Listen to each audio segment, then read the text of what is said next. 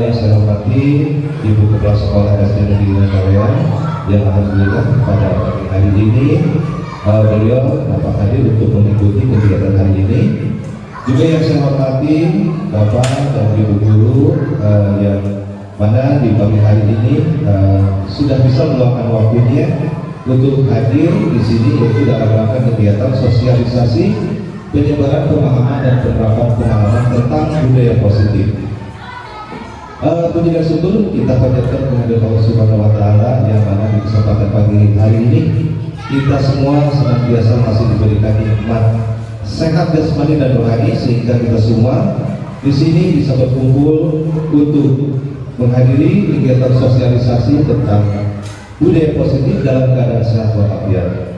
Salawat dan salam juga kita curah limpahkan kepada junjungan kita semua, Nabi besar, Nabi Muhammad Muhammad Sallallahu Alaihi Wasallam.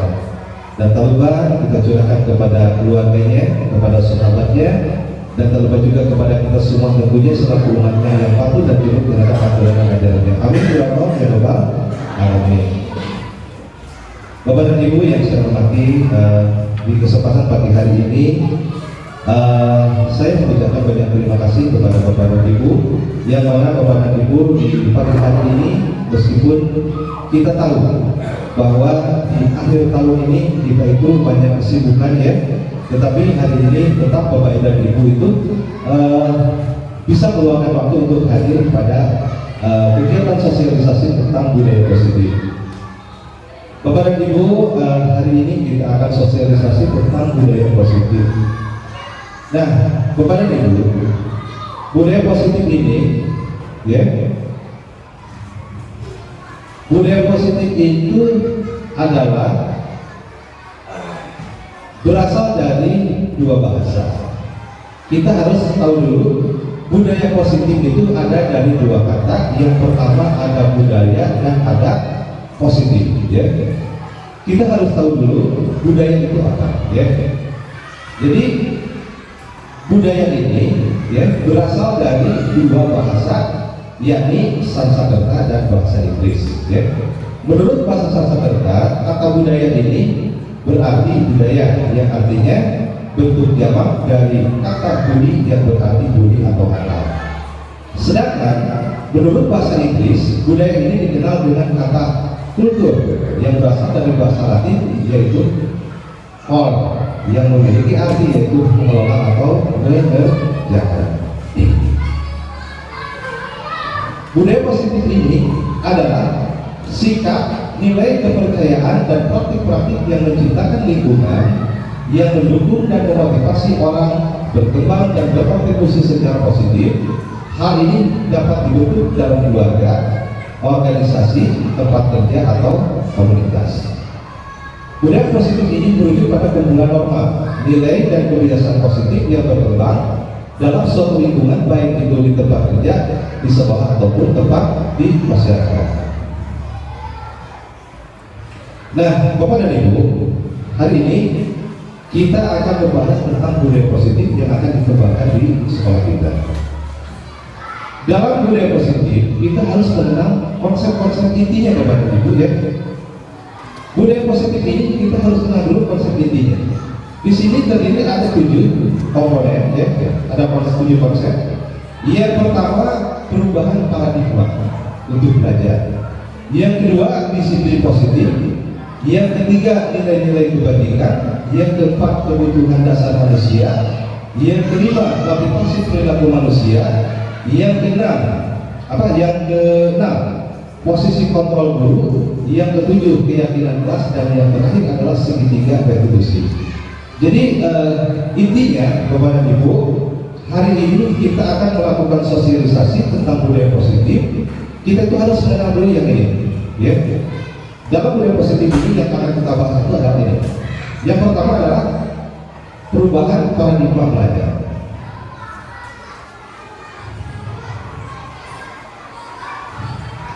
Nah, perubahan paradigma belajar yaitu pembelajaran dengan menggunakan paradigma baru yang merupakan pembelajaran yang dirancang berdasarkan prinsip pembelajaran diferensiasi, sehingga para peserta didik belajar sesuai dengan kebutuhannya berdasarkan tahap perkembangan sesuai teori psikologis modern untuk mewujudkan profil pelajar Pancasila.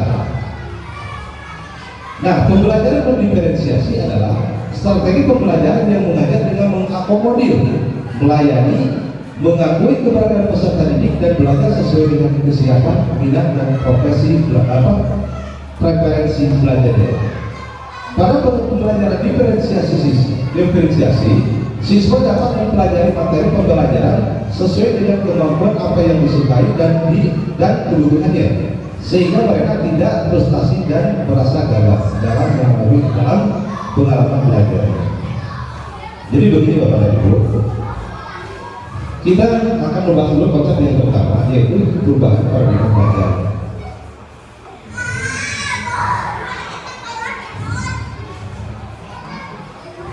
Jadi maksudnya begini Bapak dan Ibu, pembelajaran diferensiasi itu yang mungkin harus kita lakukan ya. Jadi kita itu dalam pembelajaran berdiferensiasi itu kita itu harus melayani kebutuhan siswa, ya. Jadi kita itu selama ini dalam melakukan pembelajaran itu kita itu hanya menekan siswa.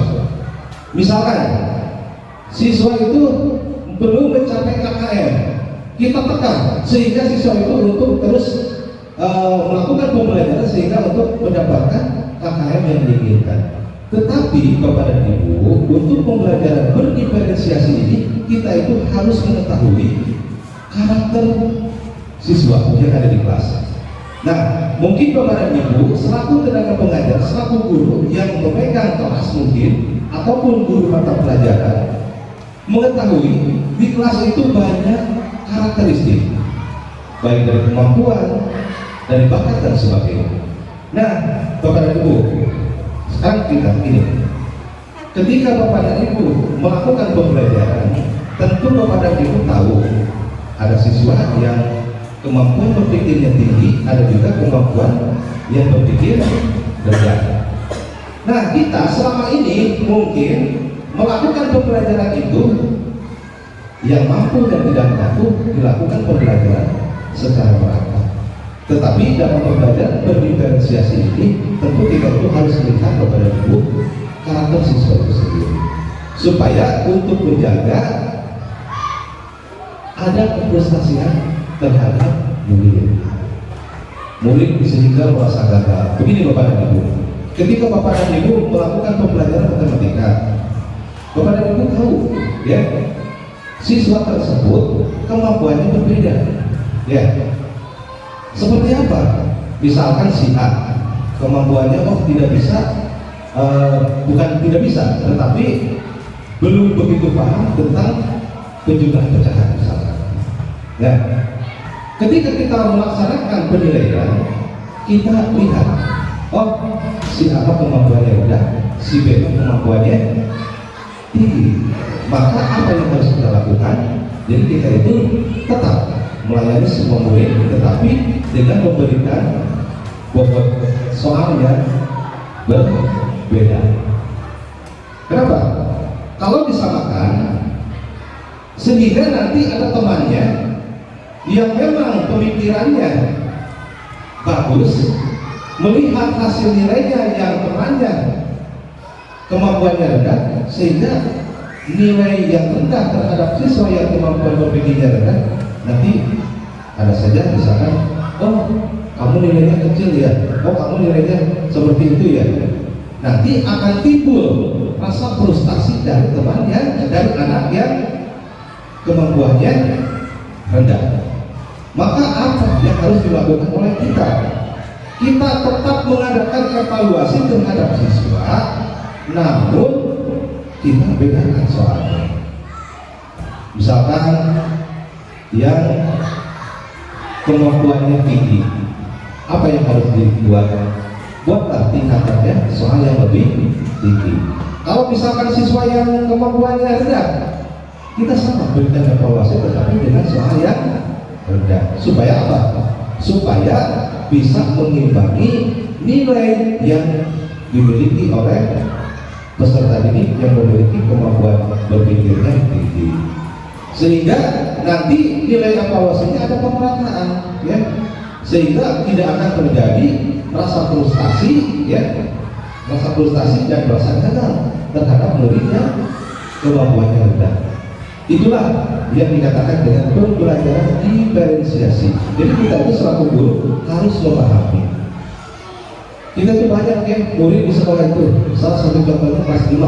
Kelas 5 itu ada 20 siswa. Karakteristiknya berbeda-beda. Ada yang memang kemampuannya bagus, ada juga yang kemampuannya rendah. Kita selaku guru hanya nih sesuai dengan apa yang harus kita lakukan. Tapi ketentuannya kita lihat. Kalau misalkan peserta didik itu kemampuannya rendah, lakukanlah evaluasi dengan tingkat soal yang sepakat dengan yang dimiliki kemampuan oleh murid tersebut. Itu Bapak dan Ibu. Bisa dipahami Bapak dan Ibu? Apa itu pembelajaran diferensiasi? Yaitu pembelajaran yang dilakukan oleh guru dengan melihat karakteristik peserta didik. Itu Bapak dan Ibu ya. Itu yang pertama, ini adalah suatu konsep inti dalam penerapan budaya positif, yaitu perubahan paradigma belajar dengan menggunakan pembelajaran berdiferensiasi.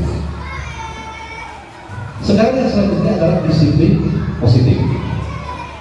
Nah, kalau menyangkut disiplin, mungkin ini yang menjadi tantangan kita sehari-hari.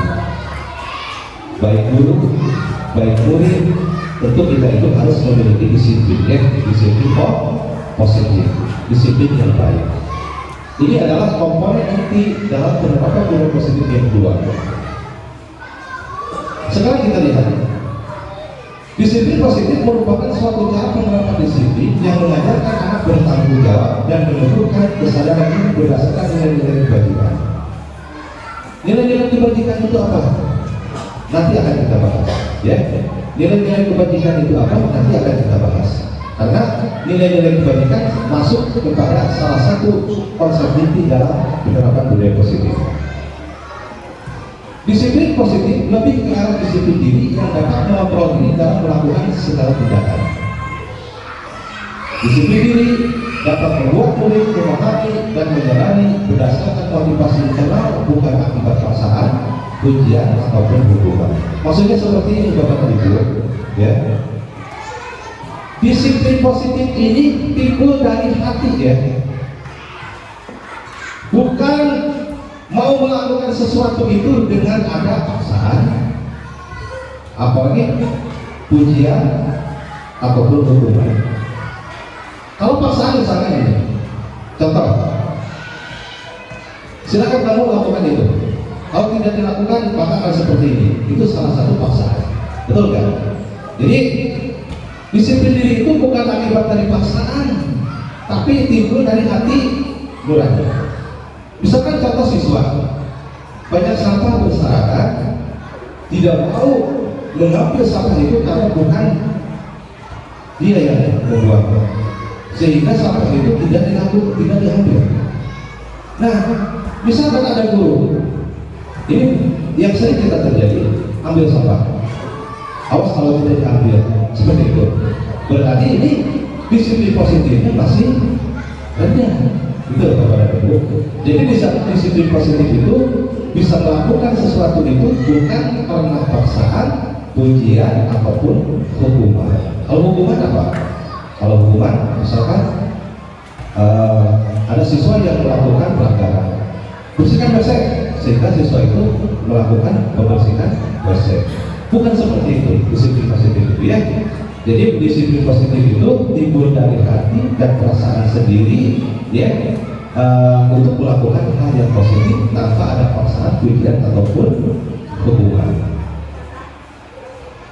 Nah, nilai-nilai kebajikan yang ketiga adalah nilai-nilai kebajikan yang tadi sudah dikatakan di sini, ya. Nah, di sini dalam disiplin positif kita itu harus ada kesadaran berdasarkan nilai-nilai kebajikan. Sekarang poin konsep ini yang selanjutnya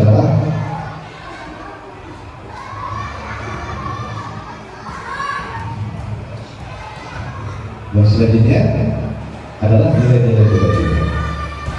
Nilai-nilai kebajikan itu apa saja? Ya, Dalam nilai-nilai kebajikan, kita mengenal 3 konsep, yaitu yang pertama profil pelajar Pancasila, yang kedua IB Premier Program atau IBPYR, yang ketiga keterampilan hidup atau life skill. Nah, nilai-nilai kebajikan ini dapat diartikan kepada ibu nilai yang disepakati bersama, lepas dari suku bangsa, agama maupun latar belakang. Jadi nilai-nilai kebajikan itu Bapak dan Ibu, kita itu tidak melihat agama, tidak melihat suku bangsa, tidak melihat bahasa ataupun latar belakang. Nah, nilai-nilai kebajikan yang pertama adalah profil pelajar Pancasila ini. Kemarin kita dalam pembahasan tentang diskusi perubahan bahasa, kita sudah mengenal tentang profil pelajar Pancasila yang terdiri dari beberapa dimensi. Yang pertama, beriman dan bertakwa kepada Tuhan Yang Maha Esa dan berakhlak mulia. Yang kedua, berkebinekaan global, gotong royong, mandiri, kreatif, dan bernalar kritis. Ini masuk kepada nilai-nilai kebajikan. Jadi nilai-nilai kebajikan itu adalah nilai-nilai baik yang timbul pada diri seseorang. Itu Bapak dan Ibu ya. Yang kedua, IB Previous Program. Ini merupakan suatu pendekatan yang cenderung terhadap perilaku, sikap dan perilaku. Yang mana sikap apa saja yang masuk kepada nilai kebajikan itu toleransi, rasa hormat, integritas, mandiri, menghargai, antusias, empati, keingin-tahuan, kreativitas, kerjasama, percaya diri, dan komitmen. Nah, ini adalah pendekatan yang cenderung ke arah perilaku, sikap. Nah, itu Bapak Ibu ya. Yang selanjutnya keterampilan hidup.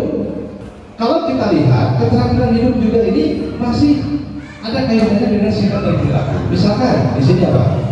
Dapat dipercaya. Kalau dapat dipercaya itu apa Ibu-ibu? Bapak dan Ibu, dapat dipercaya itu apa? Jujur ya, dapat dipercaya itu adalah jujur. Lurus hati. Kalau lurus hati seperti apa? Jadi kita itu kalau lurus hati itu tidak pokoknya lah namanya lurus hati seperti kita itu tidak berpikir lain-lain. Jadi itu seperti itu. Mendengarkan yang aktif, mendengar yang aktif. Kalau pendengar yang aktif ini, kalau misalkan ada orang berbicara, misalkan seperti ini, Bapak dan Ibu misalkan bisa mendengarkan yang aktif, ya, itu. Yang selanjutnya tidak merendahkan orang lain dan memberikan yang terbaik bagi diri. Maksudnya tidak merendahkan orang lain itu kita itu menghargai orang lain. Ada kaitan dengan IB Previous Program, yaitu tentang rasa hormat, integritas, dan toleransi. Ini masuk ke sini. Jadi ini adalah nilai-nilai kebajikan. Nilai-nilai kebajikan itu adalah nilai-nilai yang baik. Ya, nilai-nilai kebajikan itu adalah nilai-nilai yang dianggap baik. Seperti salah satunya beriman dan bertakwa kepada Tuhan Yang Maha Esa. Itu baik enggak? Baik kan? Ketika kita sudah beriman dan bertakwa kepada Tuhan Yang Maha Esa dan berakhlak mulia, tentu kita itu akan mempunyai filter diri untuk melakukan segala sesuatu dalam melakukan tindakan ataupun perbuatan.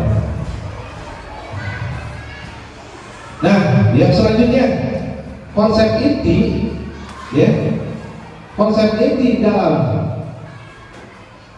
disiplin positif, dalam budaya positif, yaitu tentang kebutuhan dasar manusia.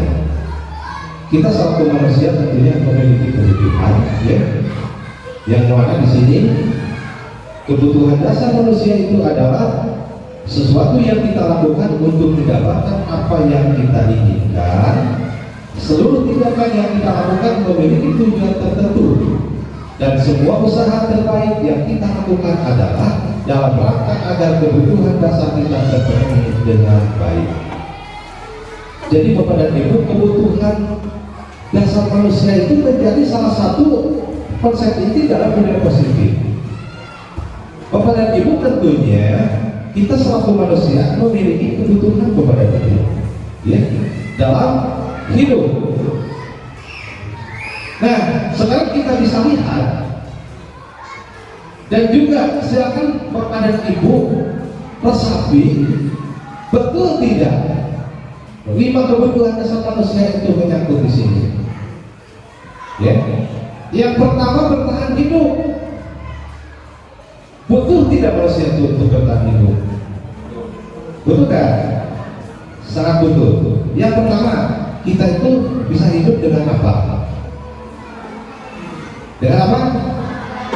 Dengan makan. Ya, kita sehari-hari memerlukan makanan untuk bertahan hidup.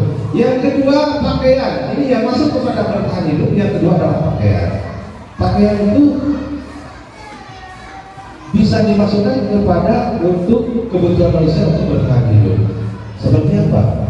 Pakaian itu dapat melindungi diri kita itu dari masuk angin, dan salah satu contohnya, ya, dari pakaian itu bisa pokoknya bisa melindungi dari diri manusia, melindungi diri manusia. Tempat tinggal itu seperti apa? Rumah itu merupakan suatu kebutuhan dasar manusia juga, yaitu tentang untuk bertahan hidup. Seperti apa? Kita kalau hujan memerlukan rumah untuk berteduh, ya, karena punya rumah kita itu bisa berteduh sehingga kita itu terhindar dari demam seperti itu, ya. Selanjutnya keamanan itu misalkan kita tinggal di lereng gunung berapi, lihat keamanannya apakah berbahaya atau tidak. Ini keamanan ini masuk kepada manusia untuk bertahan hidup. Misalkan tinggal di lereng gunung berapi, meskipun kita sudah tahu akan meletus, berarti itu tidak menjaga keamanan. Akan bertahan hidup kan ya? Tidak kan? Kalau misalkan tetap tinggal di sana. Dan yang terakhir dia adalah kesehatan. Kesehatan, manusia butuh sehat gak? Manusia mau sehat gak? Ya, jadi manusia itu kalau misalkan sakit tentu akan melakukan berobat, ya, betul kan? Ya, akan berobat. Kenapa? Karena masih ingin hidup, masih ingin bertahan hidup. Orang yang sakit yang tidak ingin hidup lagi ya udah seadanya aja kan. Jadi kesehatan ini masuk kepada kebutuhan manusia untuk bertahan hidup. Selanjutnya kasih sayang dan rasa diterima. Nah, sekarang saya akan menanya kepada Pak Edi mungkin. Pak Edi itu sebagai manusia, ya, ingin disayangi nggak Pak? Ingin disayangi nggak Pak? Iya. Ingin. Coba Bu Elva ingin disayangi nggak Bu? Ingin. Ingin diterima nggak Pak Wawan di keluarga? Ingin kan? Jadi intinya nih, yang ada pada diri manusia ini, kita itu ingin disayang dan ingin diterima. Coba kepada itu kalau di keluarga tidak diterima, nyaman tidak? Tidak kan? Ini masuk kepada 5 kebutuhan dasar manusia. Kita selaku manusia akan merasakan, betul kan? Ya. Nah, rasa diterima dan rasa kasih sayang itu seperti apa? Dipedulikan. Kalau misalkan di rumah ada makanan, ya, ada makanan kita belum kurang, disisakan. Itu berarti kita itu akan merasa diperhatikan. Coba Pak Edi seperti ini. Kalau misalkan kita baru pulang kerja, pas datang ke rumah kita lapar. Di rumah itu yang ada itu hanya piring aja dan tulang ikan. Merasa diperhatikan enggak? Tidak kan? Kalau kita merasa diperhatikan seperti apa? Kita baru pulang, ada istri, Pak udah makan belum? Gitu kan? Kita merasa dihargai enggak? Merasa diperhatikan enggak? Gitu kan? Coba kalau kita pulang, istri itu diam saja, main HP. Kita lapar, ditanya masih belum masak. Merasa diperhatikan enggak? Tidak kan? Itu salah satu contohnya. Jadi kasih sayang dan rasa diterima ini merupakan salah satu kebutuhan dasar manusia. Sekarang penguasaan ini, ya, penguasaan ini termasuk kepada harga diri, keinginan untuk dianggap. Hampir sama mungkin seperti yang tadi, memimpin, berprestasi, diakui dan didengar. Kalau kita berbicara ingin didengarkan, salah satu contohnya saya lagi berbicara, ingin gak didengarkan sama Bapak Ibu? Ingin kan? Coba kita selaku guru mengajar di kelas, ketika kita menjelaskan, murid-murid berbicara ke sana kemari, enak gak perasaan kita? Tidak kan? Jadi penguasaan ini masuk kepada harga diri, keinginan untuk dianggap, memimpin, berprestasi, diakui dan didengar. Yang keempat, kebebasan. Nih, manusia ingin bebas, betul nggak? Kita melihat burung yang ada di dalam sangkar, mereka bebas nggak? Enggak kan?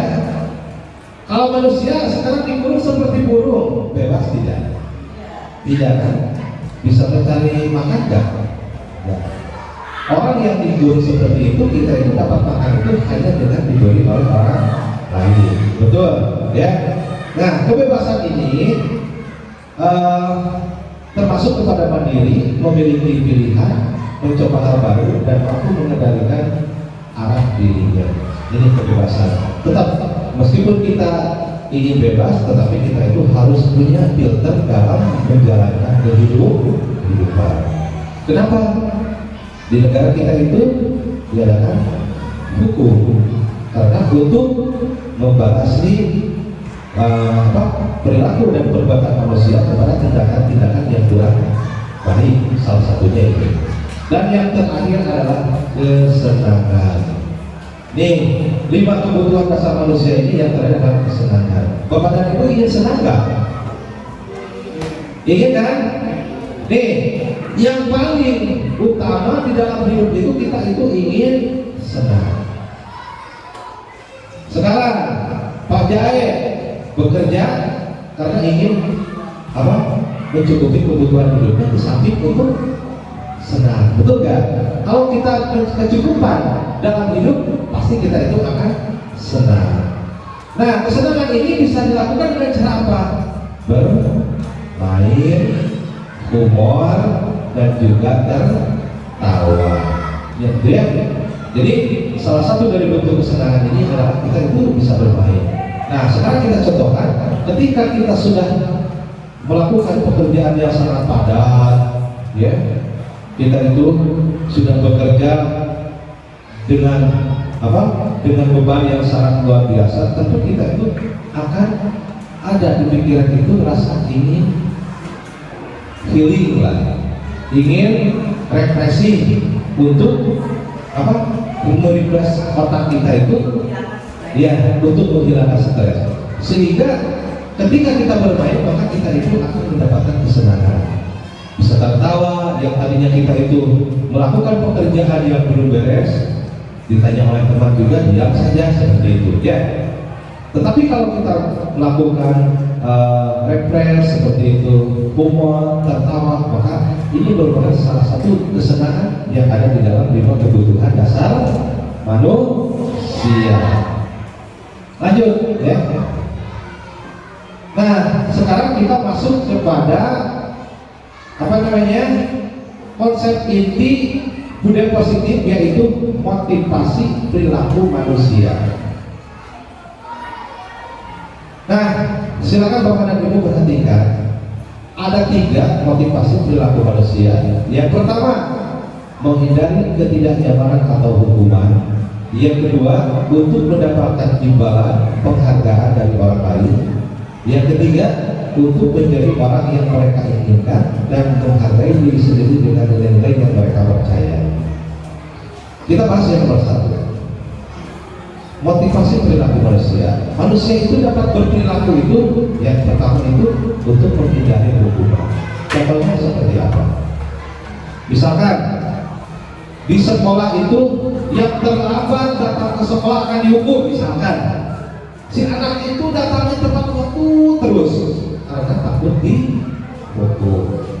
yang mempengaruhi itu salah satunya itu untuk menghindari hukuman. Betul nggak Bapak dan Ibu? Terus yang di luar seperti di masyarakat, pengendara motor itu suka dihelat ketika berkota. Karena takut apa? Oh, takut ditilang, takut polisi.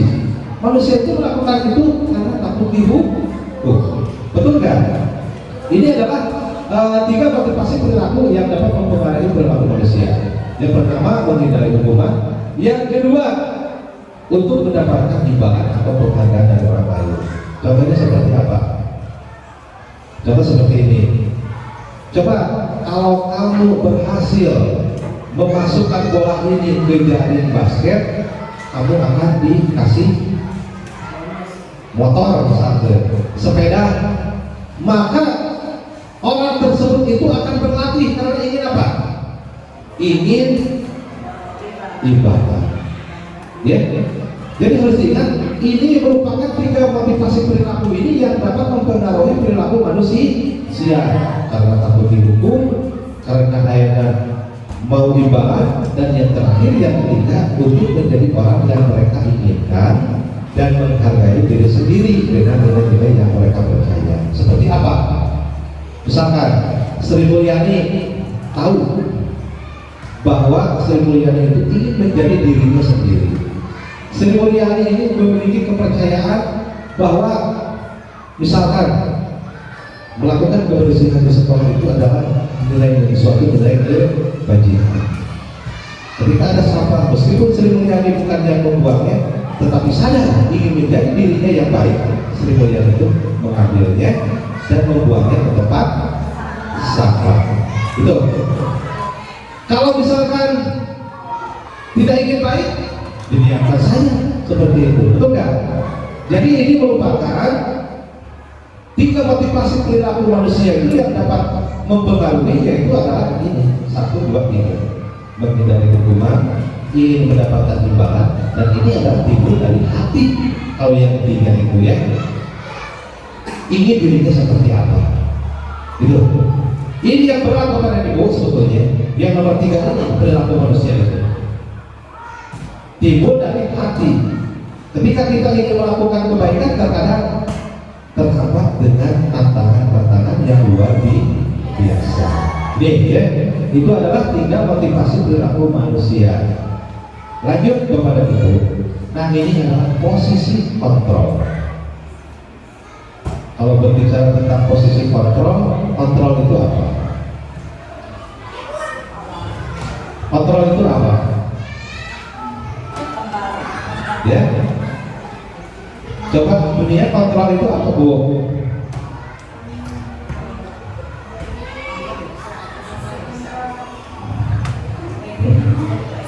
Mungkin Pak Cucu, kontrol itu apa, Pak? Ya, baik Bapak dan Ibu. Jadi begini, kita itu semua manusia itu memiliki kontrol. Ini Bapak dan Ibu, contoh. Misalkan kita itu punya barang, ya, digenggam di tangan. Ketika ada orang yang memaksakan, perhatikan ya, misalkan kita itu punya barang, digenggam oleh tangan sebelah kanan. Misalkan ada orang memaksa ingin membukanya. Nah, keputusan itu ada di siapa? Ada di diri kita. Buka atau tidak, itu yang namanya kontrol. Jadi, pasti kontrol. Jadi kontrol seperti itu. Misalkan Bapak memegang barang yang di kepala tangan, atau saya Bapak bisa tidak buka itu? Berarti Bapak yang memutuskan. Enggak dan tidak. Kalau tidak, Bapak punya alasan. Enggak Pak, karena yang ada di kepala saya itu barang yang rahasia, tidak diketahui orang lain. Misalkan ketika ditanya berapa, boleh nggak dilihat? Oh boleh. Itu berarti berapa yang memiliki kontrol mau membuka dan tidak. Jadi kontrol itu seperti itu. Nah, kita kaitan dalam profesi kita selaku guru tentunya. Guru harus memiliki kontrol. Nah, berbicara tentang kontrol, ada 5 posisi kontrol restitusi. Yang pertama kepada Ibu, guru sebagai penghukum. Yang kedua, guru sebagai pembuat merasa bersalah, yang ketiga guru sebagai teman, yang keempat guru sebagai pemantau, dan yang terakhir guru sebagai manajer. Nah, Bapak dan Ibu, posisi kontrol selaku guru yang harus kita hindari itu terutama yang ini, guru sebagai penghukum. Ini sangat-sangat harus kita hindari dalam menghukum siswa. Kenapa? Bapak dan Ibu, ketika murid dihukum oleh guru akan timbul apa? Timbul sakit hati. Misalkan contoh ini, siswa kelas 6 karena dihukum sama Pak Rahmat, dicubit. Sifat sampai 2 pun cerita kepada anaknya, ibu mah dulu sama Pak Rahmat dicubit sampai sakit. Itulah hukuman itu terkadang akan merasa diri anak itu menjadi apa? Tertekan. Itu Bapak Ibu. Jadi di antara 5 posisi kontrol tersebut, sebaiknya seorang guru itu mengambil posisi kontrol sebagai manajer. Ya. Di dalam 5 posisi kontrol yang ini, Bapak dan Ibu, kita itu harus sebaiknya mengambil posisi kontrol sebagai manajer. Ini adalah penting bagi kita satu guru, ya. Daripada yang kelima ini kita mengambil penghukum, nanti terkenal sama siswanya. Oh, Pak Anu, Bu Anu, waktu saya sekolah itu sering menghukum. Itu Bapak. Seharusnya kita selaku guru itu ambil selaku kontrol manajer. Guru sebagai manajer, guru dapat berbuat sesuatu bersama murid, mempersilahkan murid bertanggung jawab dan mendukung murid agar dapat menemukan solusi. Jadi kalau kita selaku manajer itu dengan murid itu bertanya, lakukan himbauan agar ketika siswa itu mendapatkan masalah itu ketemu solusinya untuk menyelesaikan masalah tersebut.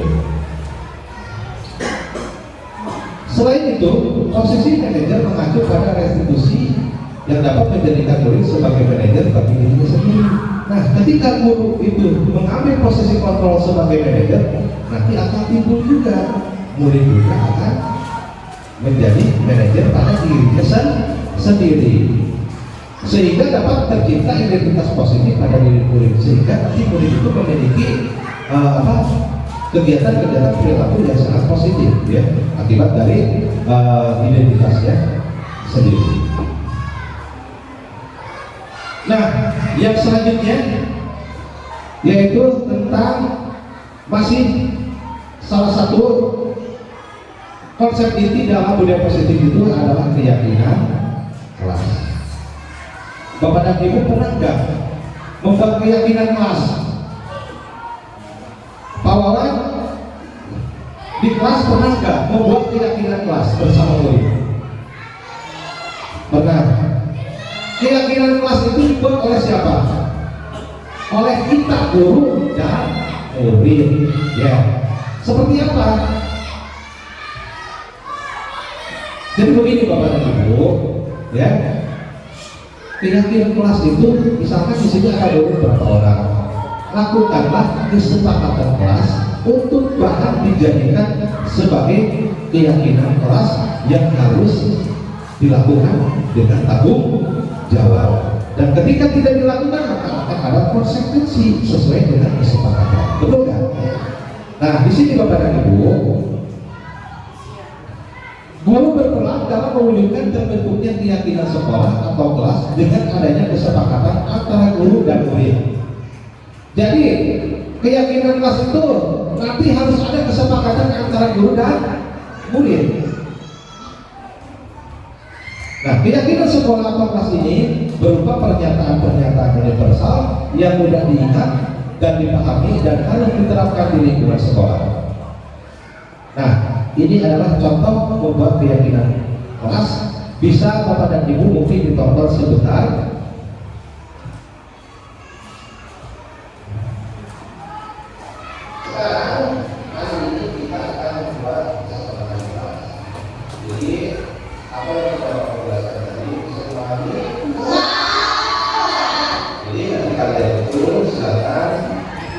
berikan kesepakatan kelas yang kalian inginkan di kertas yang sudah Bapak hasilkan. Lalu setelah itu kalian menandatangani ini di sini, ya. Tadi kita katakan setelah itu nanti kita akan beri kesepakatan kelas mana yang akan kita pilih dan sepakati, ya. Paham? Silakan ditulis kesepakatan kelas yang kalian inginkan. Sekarang silakan ditempel di depan. Silakan. Ayo, silakan ditempel. Silakan ditempel ke sana. Sini ya, tempelnya.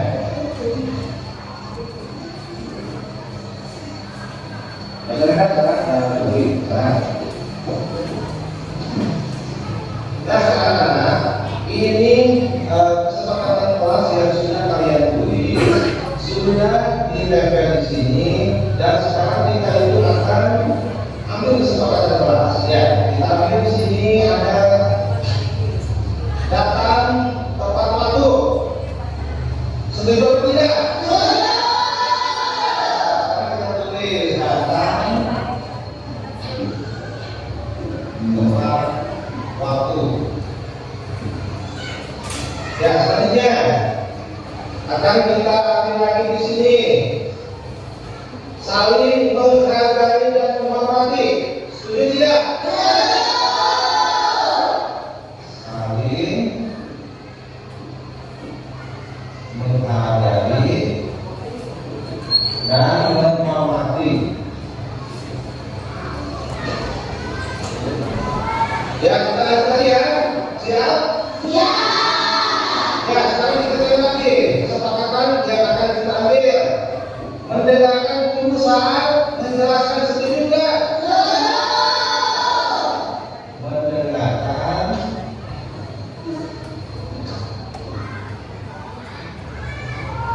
berusaha menjelaskan.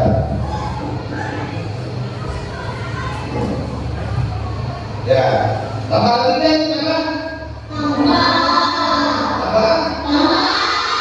Ada lagi ya, kesepakatan yang akan kita ambil.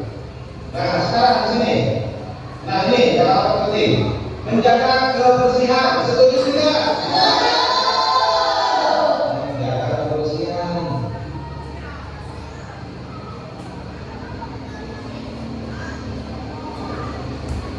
Nah, setelahnya ya, kita ambil kesepakatan kelas. Kita ambil yang ini. Menghormati guru. Setuju?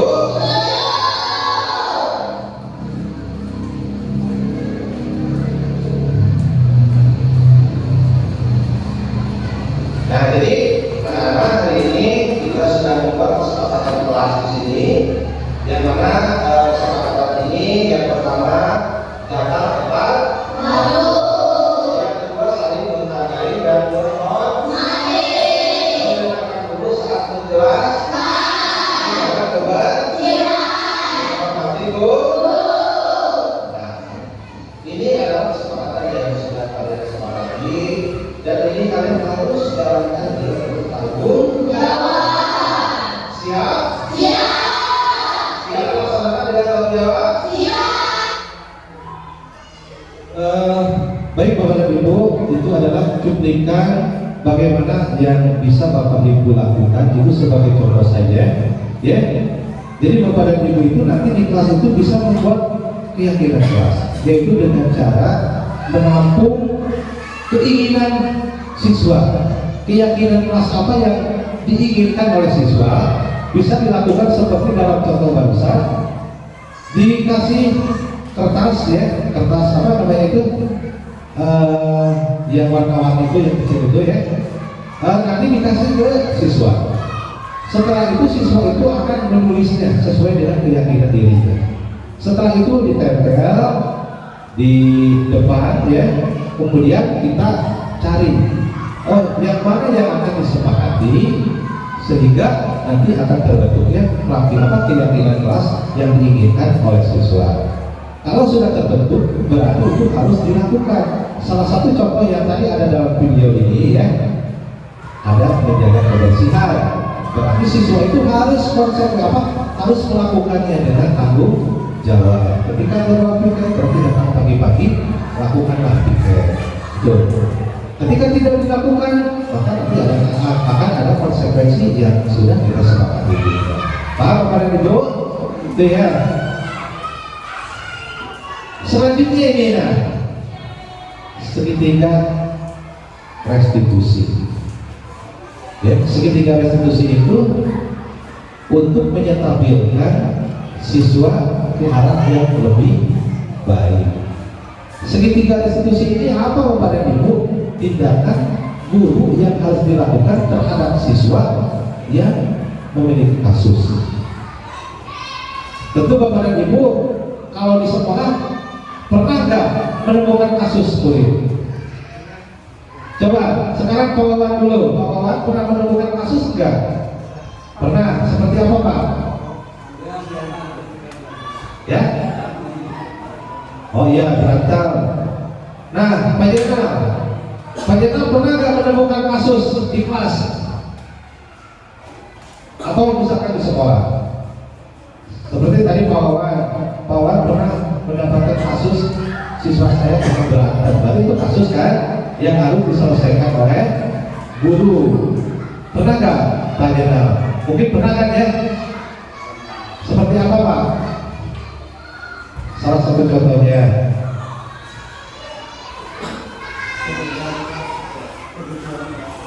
Tidur dalam kelas, itu juga kasus ya. Tidur di dalam kelas itu adalah suatu kasus yang mungkin harus guru itu selesaikan agar perilaku siswa tersebut itu menjadi nanti ke arah yang lebih baik. Cuma di sini Bapak dan Ibu nih, kenapa ini harus disosialisasikan kepada guru? Kita tahu di lapangan ketika ada siswa yang melanggar aturan langsung potong-potong ya, gitu. Langsung dihukum. Tetapi kita itu tadi selaku guru itu tidak adalah hukuman. Ya, betul. Segitiga restitusi ini Bapak dan Ibu, coba kalau diperhatikan sebentar ya. Tahapan segitiga restitusi itu 3 langkah yang dapat kita lakukan. Nih, segitiga restitusi. Kenapa dibilang segitiga restitusi? Karena ini adalah bentuknya segitiga antara menstabilkan identitas, validasi tindakan yang salah, dan menegakkan keyakinan. Jadi ketika misalkan ada murid yang tidur di kelas, jangan kita marahi di depan teman-temannya.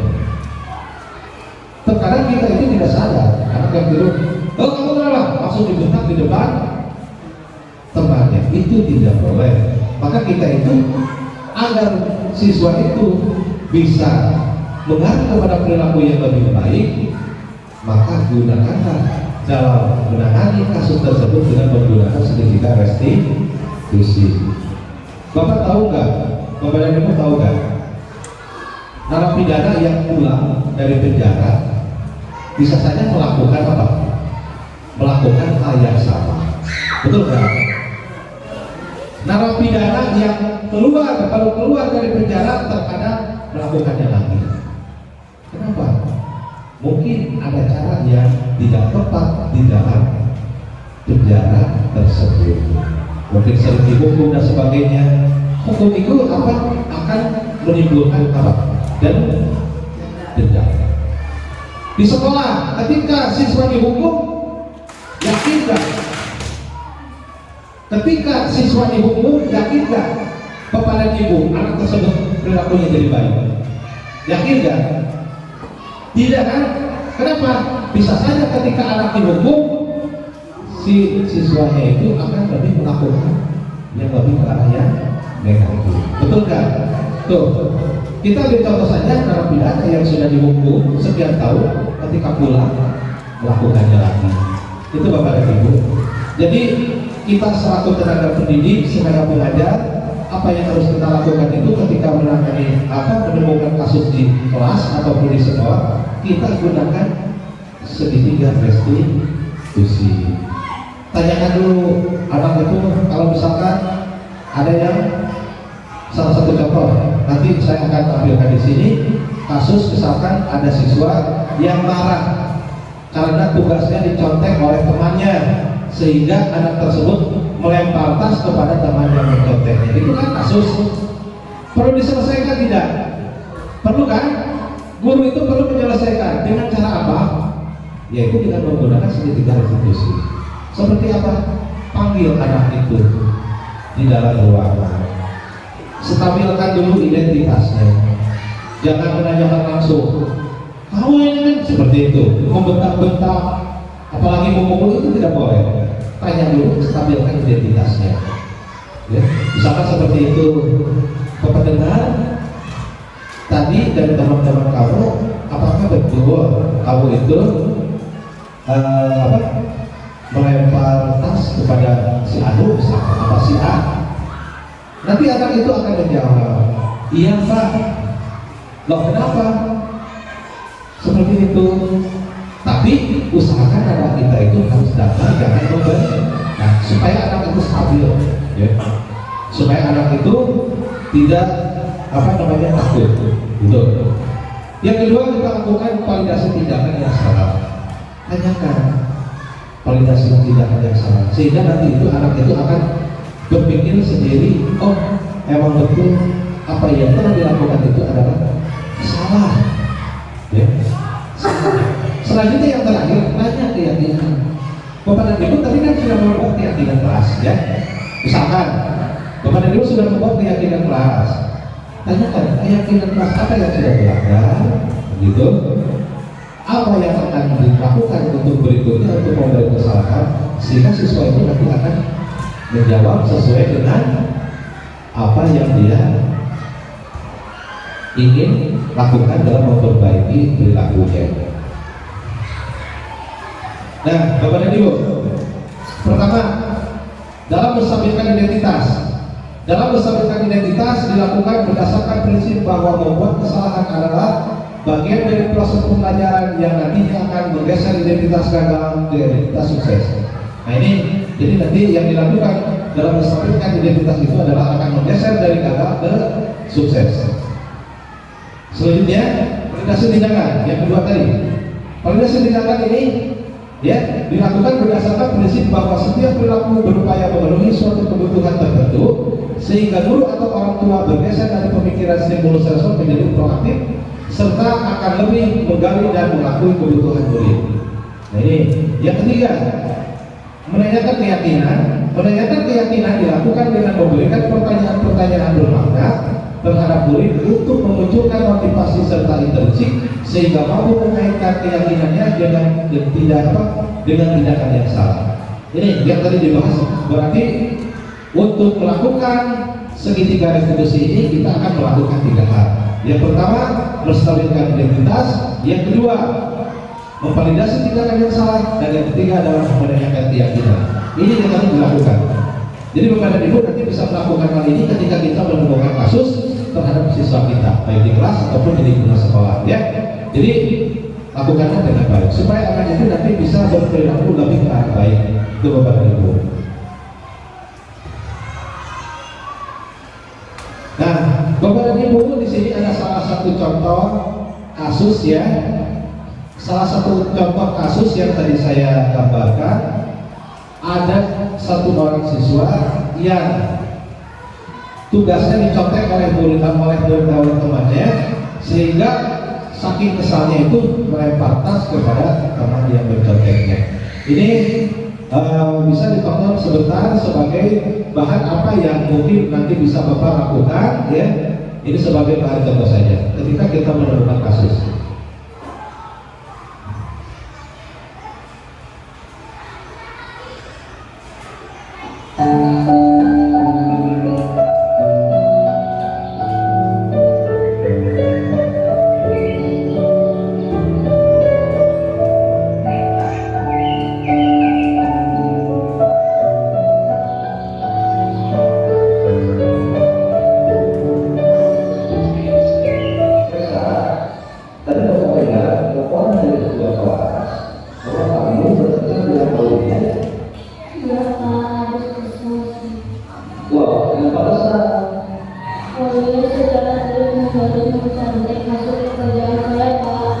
Dari mulai PE hingga tugas-tugas yang lainnya. Oh begitu, ya wajar lah kalau kamu kesal jika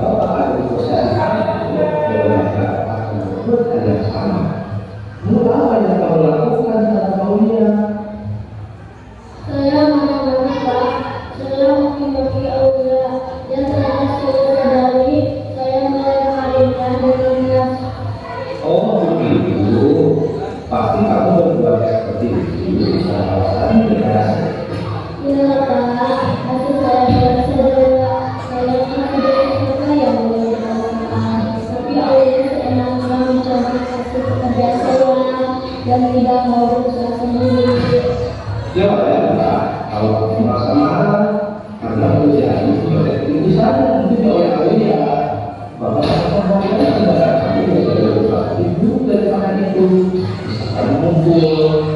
Nah, sekarang coba kita pikirkan, tidaknya kamu itu sampai mereka apakah sesuai dengan keyakinan kita? Tidak, Pak. Menurut kamu keyakinan apa yang sedang dilanggar? Saya menghormati ajaran mereka. Ya betul. Menurut kamu saling menghormati antar teman itu penting tidak untuk kamu? Penting, Pak.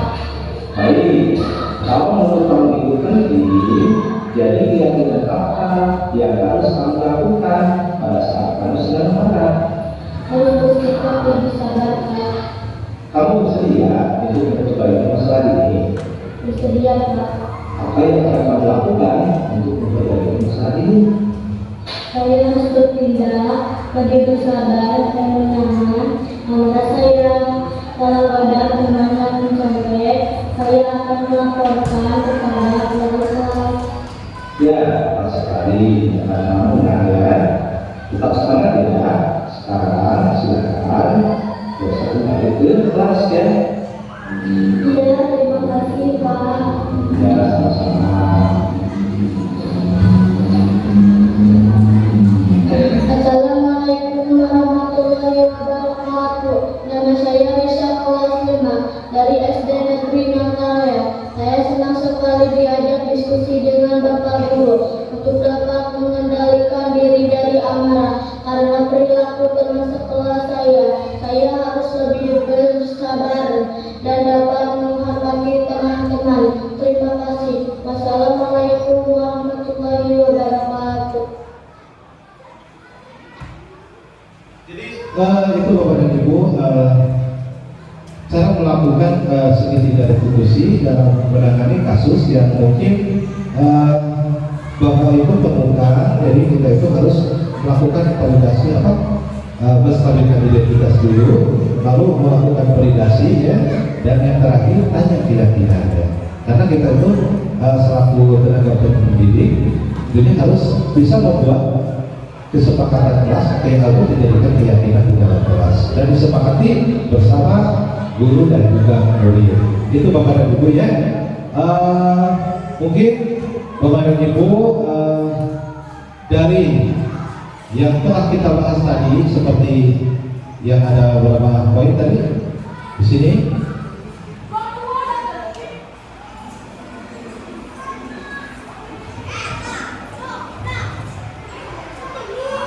Ya.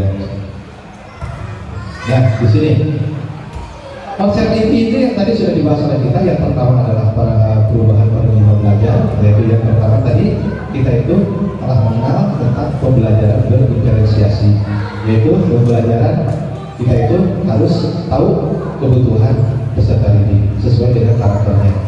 Disiplin positif tadi, disiplin positif sudah tadi kita bahas, yaitu berarti mengarah kepada diri sendiri ya untuk melakukan hal yang positif. Nilai kebajikan harus tahu seperti yang tadi ada profil pelajar Pancasila, ada IBW ya, dan juga ada kecakapan hidup atau life skill yang terkandung di dalamnya. Ada beriman dan bertakwa kepada Tuhan Yang Maha Esa, ya, berkebinekaan global dan sebagainya. Tadi sudah kita bahas. Jadi Bapak dan Ibu mungkin ini sudah tahu, tadi sudah dijelaskan, dan mudah-mudahan apa yang tadi dijelaskan ini bisa menjadi bahan pembelajaran bagi Bapak dan Ibu ketika Bapak dan Ibu akan menerapkan budaya positif di lingkungan sekolah kita ya. Mudah-mudahan ini bermanfaat. Kita juga mengenal kebutuhan dasar manusia, motivasi perilaku manusia yang tadi ada 3, posisi kontrol guru. Nah, coba saya mau nanya ke Pak Wawan. Tadi sesuai dengan penjelasan saya, posisi kontrol apa yang seharusnya diambil oleh kita selaku guru?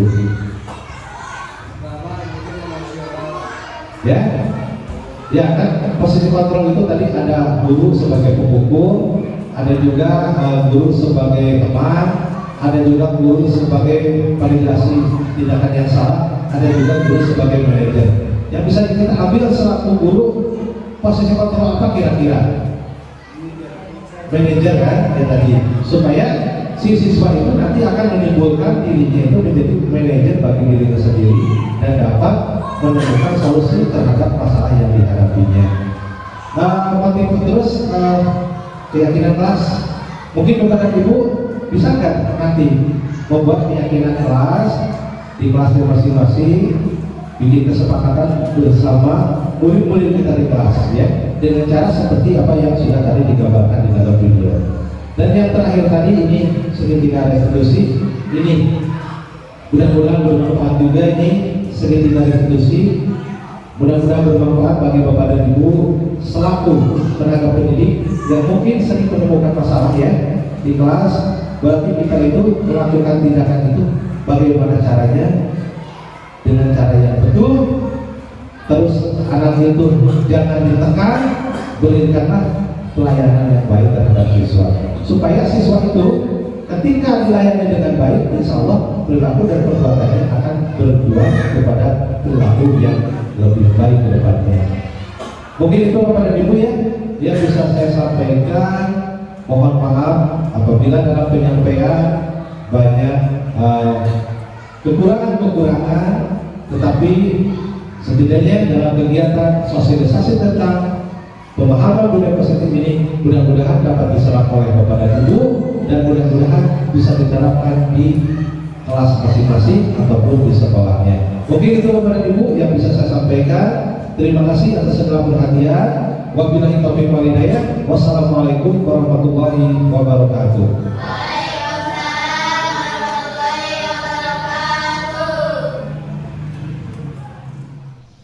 Assalamualaikum warahmatullahi wabarakatuh.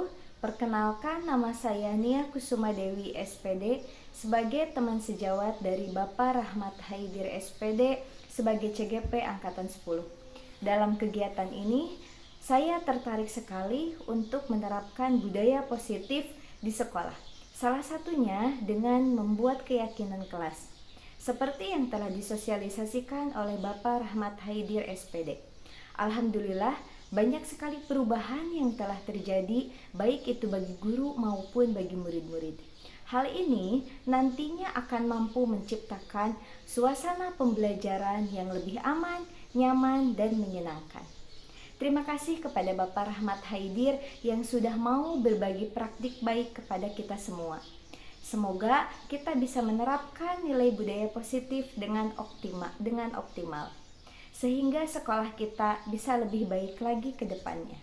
Terima kasih. Wassalamualaikum warahmatullahi wabarakatuh.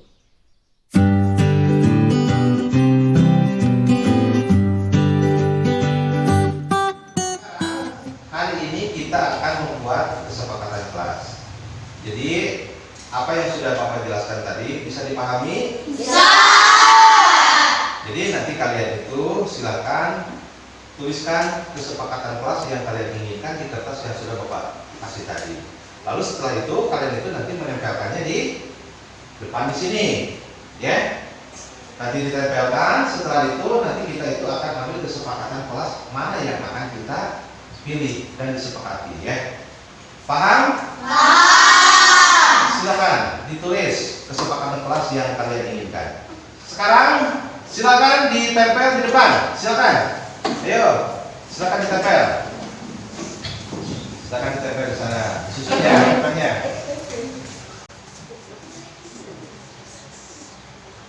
Yang sudah nempel silakan dibagi. Silakan. Nah, anak-anak, ini kesepakatan kelas yang sudah kalian tulis sudah ditempel di sini, dan sekarang kita itu akan ambil kesepakatan kelas. Ya, kita ambil di sini ada datang tepat waktu. Setuju apa tidak? Setuju. Sekarang kita tulis datang tepat waktu. Ya, selanjutnya akan kita ambil lagi di sini.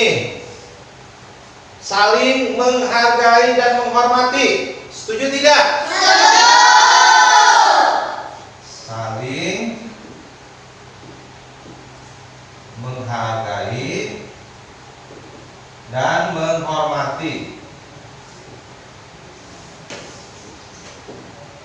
Ya, kita lanjut lagi ya. Siap? Siap. Ya, sekarang kita cari lagi kesepakatan yang akan kita ambil. Mendengarkan guru saat menjelaskan, setuju enggak? Setuju. Mendengarkan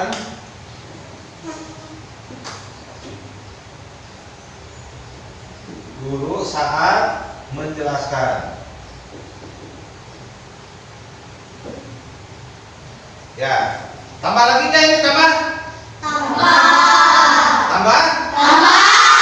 Sekali lagi ya, kesepakatan yang akan kita ambil. Nah, sekarang di sini. Nah, ini yang kalah terpenting. Menjaga kebersihan. Setuju tidak? Setuju. Menjaga kebersihan.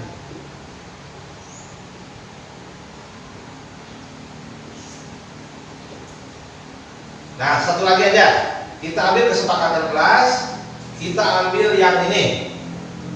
Menghormati guru. Setuju? Setuju.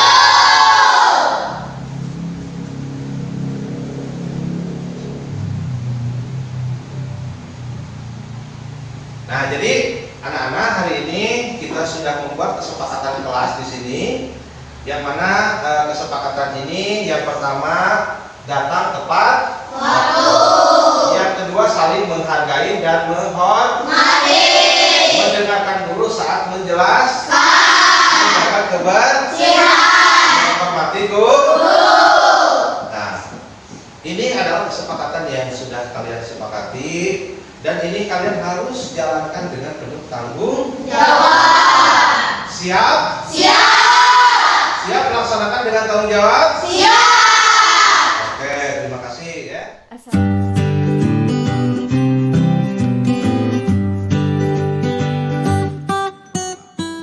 Kasus pertama, Resa yang tidak terima pekerjaannya selalu dicontek oleh temannya. Kemudian Resa marah dan tidak dapat menahan emosinya. Berikut adalah skenario penyelesaian masalah dengan menggunakan segitiga restitusi.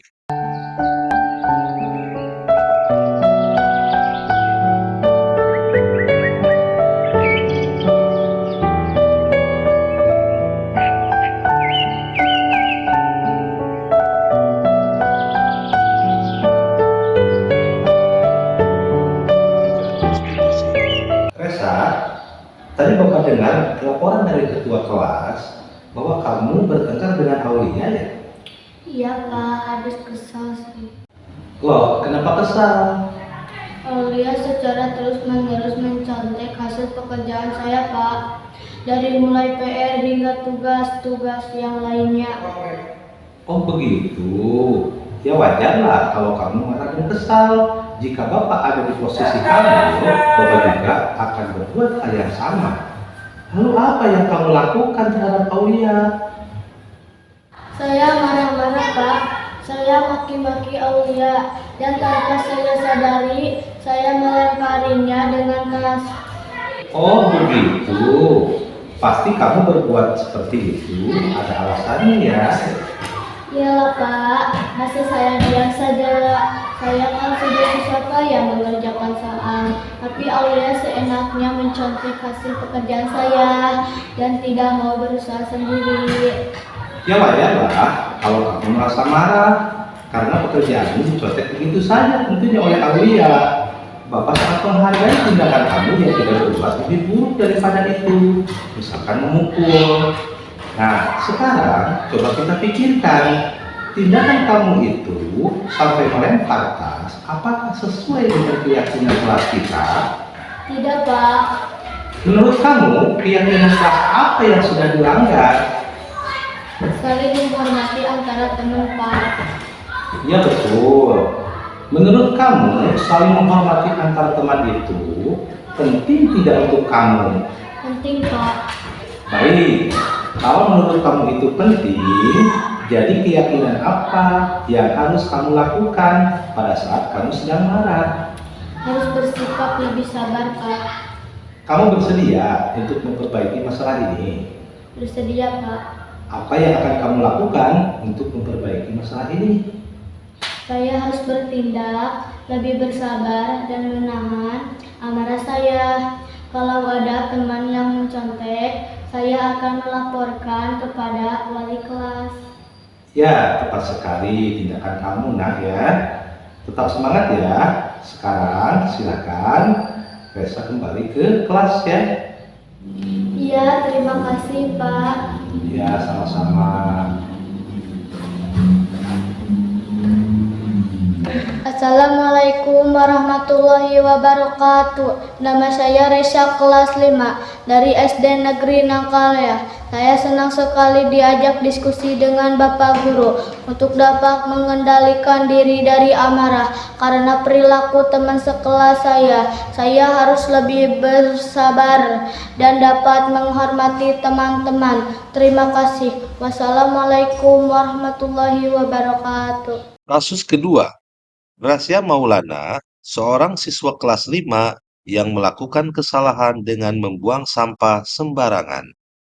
Berikut adalah skenario penyelesaian masalah dengan menggunakan segitiga restitusi.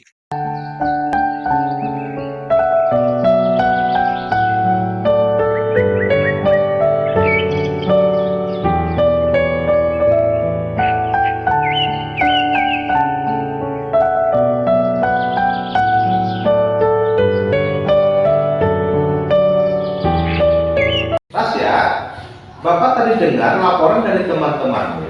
Sebenarnya apa yang terjadi? Saya membuat sampah sembarangan, Pak. Menurutmu, membuang sampah sembarangan itu sebuah masalah apa tidak? Masalah, Pak. Baiklah, di sini Bapak tidak ingin mencari siapa yang salah, tapi Bapak ingin mencari solusi dari permasalahan kamu. Ya, Pak. Bapak tahu, kamu pasti senang melakukannya, tapi kamu juga merugikan diri sendiri, dan sekarang kamu dalam masalah. Ya, Pak. Nah, sekarang mari kita ingat kembali keyakinan kelas di sekolah kita, mana yang perlu kamu tunjukkan. Menjaga lingkungan kelas dan sekolah, Pak. Dalam hal itu, kamu merasa senang, tapi apakah itu sudah menjalankan keyakinan kelas? Pak. Nah, mulai sekarang, marilah kita memperhatikan keyakinan kelas dan sekolah yang telah kita sepakati, dan untuk memperbaiki masalah kamu, apa yang akan kamu lakukan?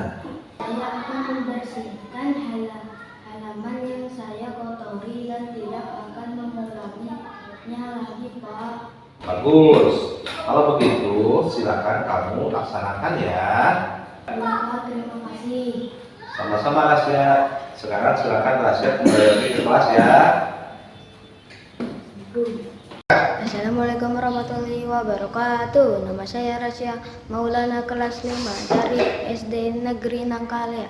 Saya senang sekali diajak diskusi bersama Bapak Guru untuk mendapatkan menjaga lingkungan kelas dan sekolah saya. Mulai sekarang saya akan membersihkan halaman yang kotor dan akan membuang sampah pada tempatnya.